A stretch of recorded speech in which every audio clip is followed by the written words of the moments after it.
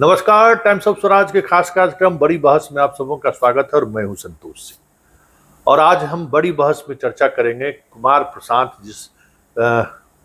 प्रशांत किशोर जिस राजनीति की चर्चा कर रहे हैं या जिस राजनीति के सहारे वो बिहार के साधने की बात कर रहे हैं, बदलाव की बात कर रहे हैं, एक अलग तरीके की नैरेटिव की बात कर रहे हैं, रोजगार की बात कर रहे हैं, शिक्षा की बात कर रहे हैं, स्वास्थ्य की बात कर रहे हैं, रातों रात गरीबी मिटाने की बात कर रहे हैं। लेकिन जिस राजनीति के सहारे वो आगे बढ़ रहे हैं, बिहार ने भी उस छवि के एक व्यक्तित्व को राजनीति के मुख्य धारा में आते हुए देखा, उसके साथ जुड़े भी और अपने एक अलग राजनीति के सहारे बिहार में उन्होंने पहचान भी बनाई। और उस पहचान के सहारे वो जो सक्रिय राजनीति कह सकते हैं आज के दौर में विधायक एमपी की, वो चुनाव भी लड़ी। हम बात रितु जायसवाल की कर रही हैं और हम रितु जायसवाल से समझना चाहेंगे कि रितु जी, जिस राजनीति की बात आज प्रशांत किशोर कर रहे हैं या जिस राजनीति के सहारे वो बिहार में अपने आप को स्थापित करना चाहते हैं, कहीं न कहीं एक प्रयोग के तौर पर आपने भी मुखिया बनते हुए उस राजनीति को लेकर आगे बढ़ी। प्रशांत किशोर जो कह रहे हैं, न कोई आंदोलन बिहार में अगर हम बात करें, न कोई आंदोलन के वो उपज हैं, ना आपकी तरह कहीं एक जगह केंद्रित करके उसने इस इलेक्टोरल पॉलिटिक्स को उन्होंने समझा है। हाँ, चुनाव जरूर उन्होंने लड़ाया। चुनाव की स्ट्रेटजी बनाने वाले में 1 to 5 में इस देश में उनकी पहचान है। ये तो है, चुनाव लड़ाना और चुनाव लड़ना आपसे बेहतर कौन जान सकता है। इसलिए हम आपसे प्रशांत किशोर को चाह रहे हैं कि क्या है प्रशांत किशोर की राजनीति और कितनी संभावनाएं आप दिख रहे हैं। देखिए, ये दोनों ही बातें बिल्कुल अलग है। जिनकी वो बातें करते हैं कि हमने इन्हें बनाया, उन्हें बनाया, उनको दुनिया पहले से जानती है।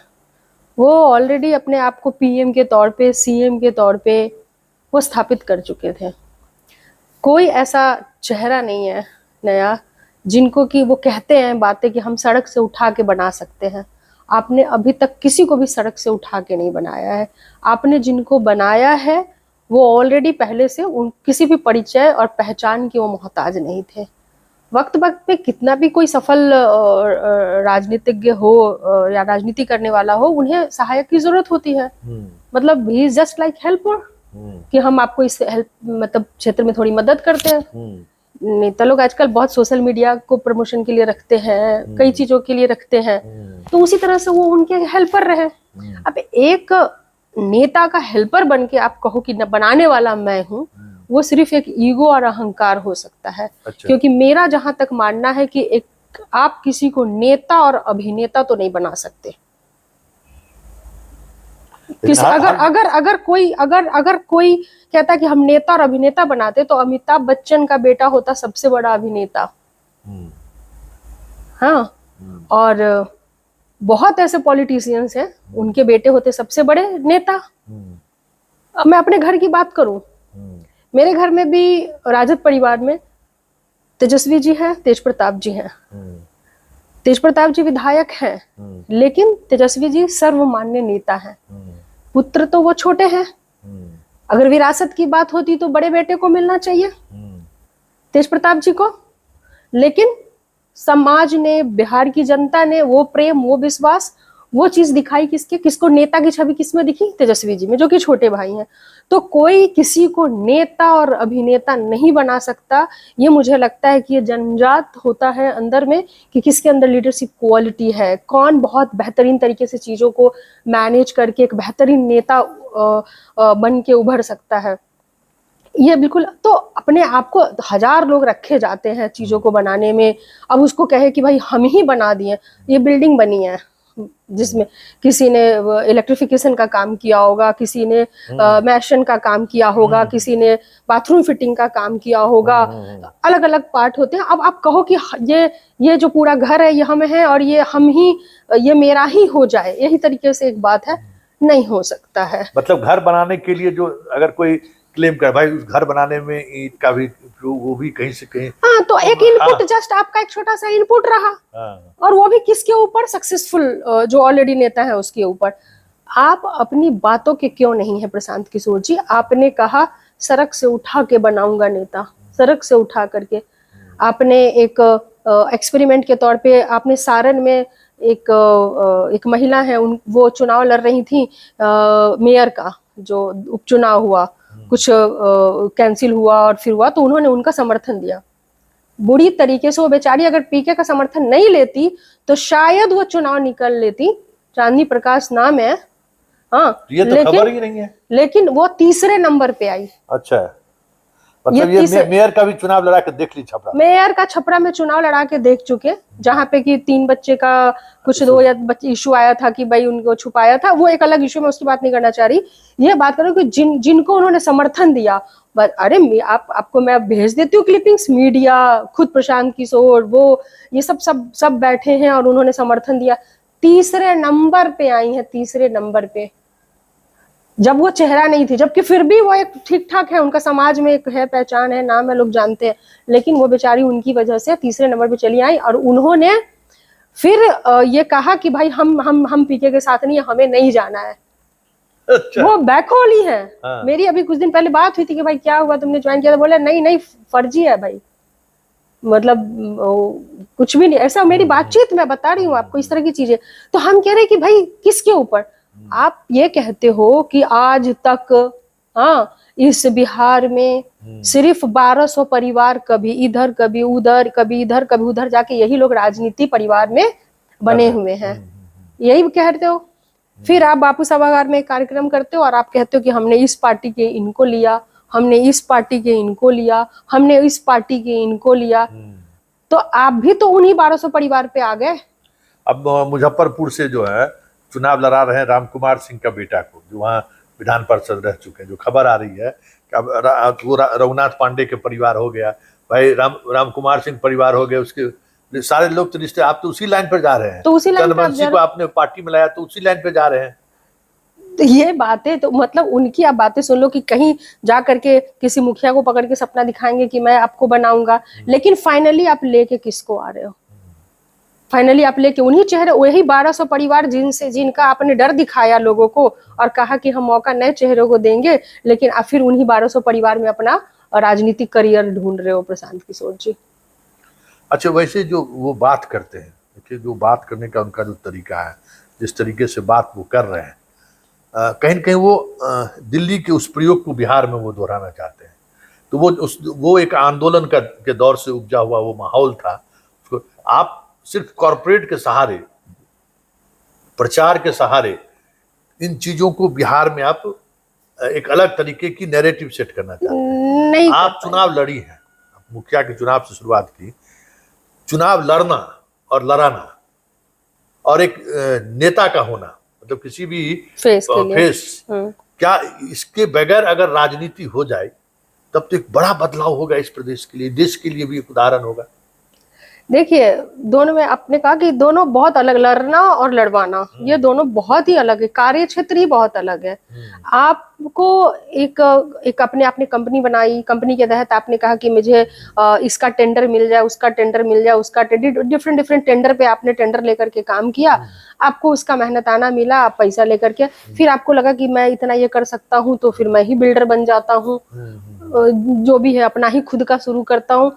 लेकिन जनता को नेता चाहिए, उनके अंदर ईमानदारी चाहिए, उनके अंदर सच्चाई चाहिए। एक तरफ तो आप ये कहते हो कि मैं जाति की बात नहीं करता, हाँ, मैं जाति और धर्म से ऊपर उठ करके मैं बिहार में एक राजनीतिक मिसाल कायम करना चाहता हूँ। दूसरी तरफ आपका पहला ही जो रिलीज होता है उसमें आप कहते हो मैं 75 मुसलमानों को टिकट देने जा रहा हूँ, मैं इतने अपने जो पदाधिकारियों को अति पिछड़ों को बनाएंगे, पहला अध्यक्ष दलित बनाएंगे, पहला अध्यक्ष दलित बनाएंगे, पिछड़ों को हम इतना % इसमें ये सीट देंगे। तो पूरी राजनीति ही आप बता रहे हो कि हम कौम की बात कर ले तो मुसलमानों को हम 75 टिकट देंगे, दलित चेहरा जो रहेगा उसको हम प्रदेश अध्यक्ष बनाएंगे। कहाँ आप अपनी बातों पे हो? आपने तो आते ही आपने जाति की जंग छेड़ दी, आते ही जाति की जंग छेड़ दी। तो ये नहीं है जो कहते हैं इनका। देखिए, ये कंपनी चलाने वाले लोग हैं, इनको पता है कि हम कहाँ कैसे कितना इन्वेस्टमेंट करेंगे तो प्रॉफिट हमको इतना कैसे मिलेगा। आज भी ये कहते हैं हम गांधी के चेहरे पे चलने वाले लोग हैं। आप गांधी के चेहरे पे चलने वाले लोग हैं, लेकिन वो गांधी जो नोट पे छपे हैं।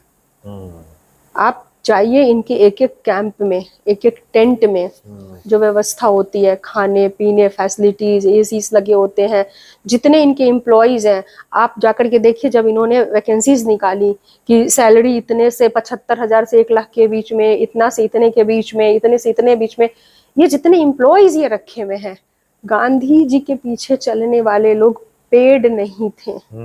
वो उनकी विचारधारा से प्रेरित हो करके वो गांधी जी के पीछे चलने वाले लोग थे। लेकिन ये पेड स्टाफ को रख के गांधी की बात अगर आप कर रहे हैं, तो मैं बिहार की जनता को ये क्लियर कर देना चाहती हूँ कि बिल्कुल प्रशांत किशोर गांधीवादी हैं, लेकिन वो गांधी जो नोट पे छपते हैं। इनको लगता है कि आज मैं उसी कॉरपोरेट की तरह मैं इन्वेस्टमेंट करूंगा और उसके बाद प्रॉफिट पाऊंगा। तो ये बिहार की जनता है। यहाँ पे तो कहते हैं ना कि प्रजातंत्र की जननी जो अगर हम कहें तो मेरी नजर में बिहार है। ऐसा अनुभव रहा आपका? ये मेरा अनुभव रहा है। मुझे भी जाति पाति से उठ करके वोट मिले। मेरे खुद के पंचायत में कितने घर थे हमारी जाति के, लेकिन हमें वोट मिले। तो जिस चीज को लेके आप आ रहे हो कि जाति में बाकी लोग बांट रहे, आप भी वही कर रहे हो। और अभी तो शुरुआत है। Welcome to politics Prashant Kishor जी।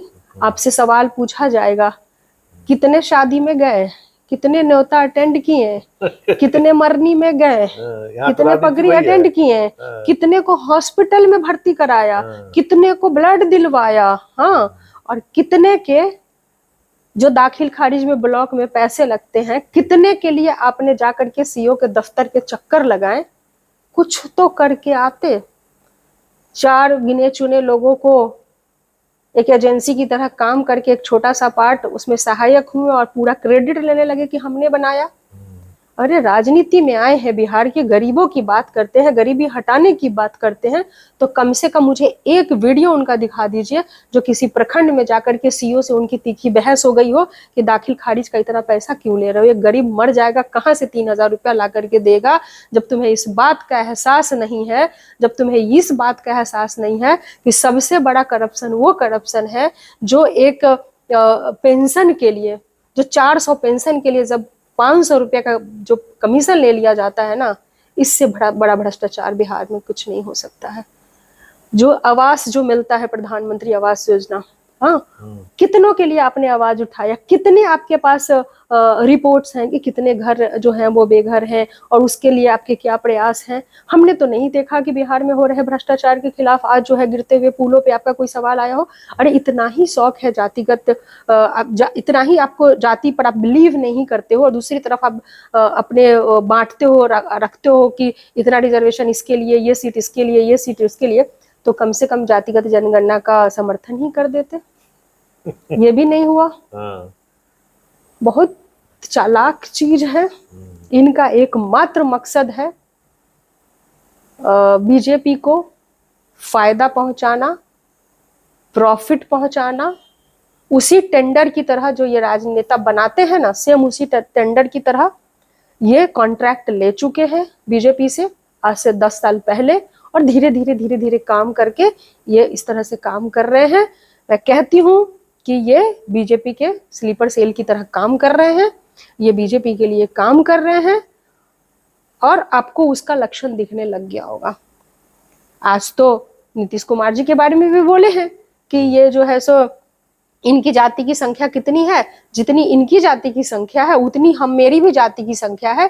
ये जब बन सकते हैं मुख्यमंत्री तो आगे का लाइन नहीं बोला कि मैं क्यों नहीं बन सकता हूँ। तो असली बात यही है कि ये गाली दे दे के इनका खुद का मुख्यमंत्री बनने का जो सपना है ना, ये बिहार पूरा नहीं होने देगा। ये टेंडर की पॉलिटिक्स बिहार कभी एक्सेप्ट नहीं करेगी, ये कॉन्ट्रैक्ट की पॉलिटिक्स बिहार कभी एक्सेप्ट नहीं करेगी।